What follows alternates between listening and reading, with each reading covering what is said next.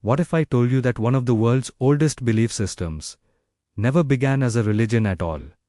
No founder, no more single book, no more central doctrine, no unified God concept, and even the name it's known by today was never used by its own people for thousands of years.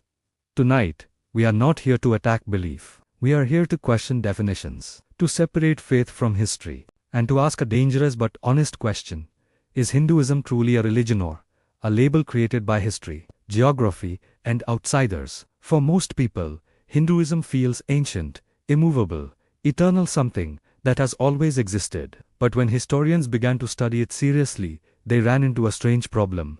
They could not find its beginning. Unlike Christianity, which begins with Jesus, Islam, which begins with Muhammad, Buddhism, which begins with Siddhartha Gautama, Hinduism has no identifiable founder, no starting year, no original moment.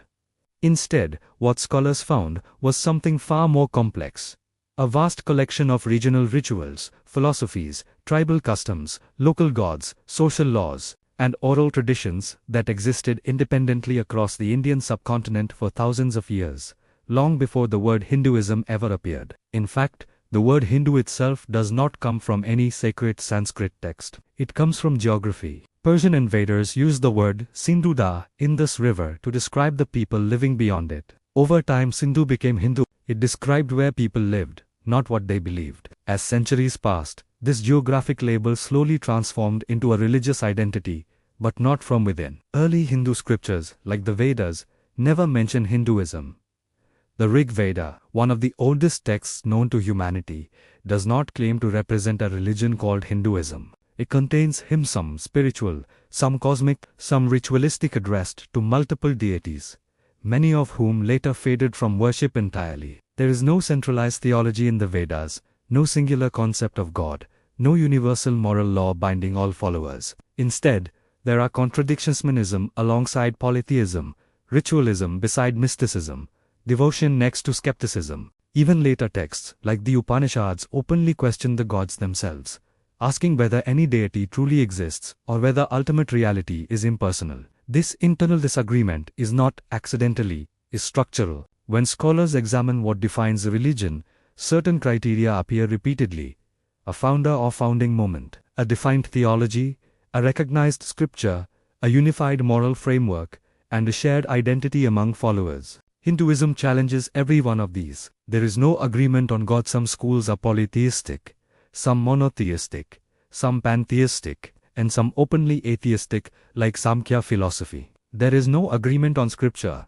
Some consider the Vedas supreme, others prioritize the Gita, others reject scriptural authority entirely. There is no single path to salvation. Karma, devotion, knowledge, ritual, meditation all compete, rather than converge. What exists instead is pluralism without unity. This is why many historians argue that Hinduism did not emerge as a religion, but was assembled as one during British colonial rule. Faced with governing millions of people who followed countless local traditions, British administrators needed a category. They grouped everything non-Muslim, non-Christian, and non-Buddhist under one name: Hindu.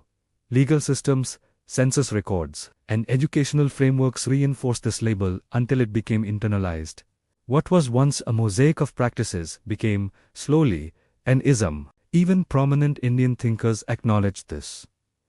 Dr. B.R. Ambedkar, the chief architect of India's constitution, famously argued that Hinduism lacked the essential features of a religion and functioned more as a social order, especially through the caste system. The caste system itself raises another uncomfortable question. If Hinduism is a religion, why does social hierarchy dominate its structure more than moral equality? Caste is not incidentally, is embedded in texts like the Manusmriti, which assigns value to human beings based on birth, not belief or conduct. Unlike religions that emphasize moral accountability before a single divine authority, Hindu social philosophy historically emphasized dharma according to caste, meaning truth itself changes depending on who you are born as. Many scholars argue this is not theology, is sociology sanctified. None of this means Hindu traditions lack spirituality, wisdom, or philosophical depth.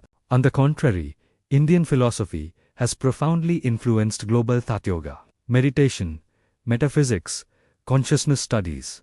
But philosophy is not religion. Culture is not creed. Tradition is not theology. A library of ideas is not a unified belief system. Hinduism, as it exists today, is better understood as a civilizational umbrella, a cultural ecosystem containing mutually contradictory worldviews that coexist without resolving their differences. And this leads us to the final realization, perhaps the most important one. Hinduism survives not because of doctrinal clarity, but because of elasticity. It absorbs, adapts, and rebrands. New gods are added. Old gods disappear. Local practices are sanctified. Philosophical contradictions are tolerated rather than solved. This flexibility is often praised as strength, but it also explains why defining Hinduism becomes impossible. Something that means everything ultimately means nothing specific. So when people ask, what does Hinduism teach? The honest answer is, which Hinduism? The village ritualist, the Vedantic philosopher, the atheist Samkhya thinker, the devotional Bhakta. They do not agree. They never did. And perhaps they were never meant to be, because Hinduism did not begin as a religion. It became one when the world demanded a label. Closing the discussion, belief deserves respect. History demands honesty. And when we strip away emotion, identity, and inheritance, one truth remains: Hinduism is not a single revealed religion born at a moment in time, but a vast human tapestry woven across centuries, later named, later unified, and still undefined.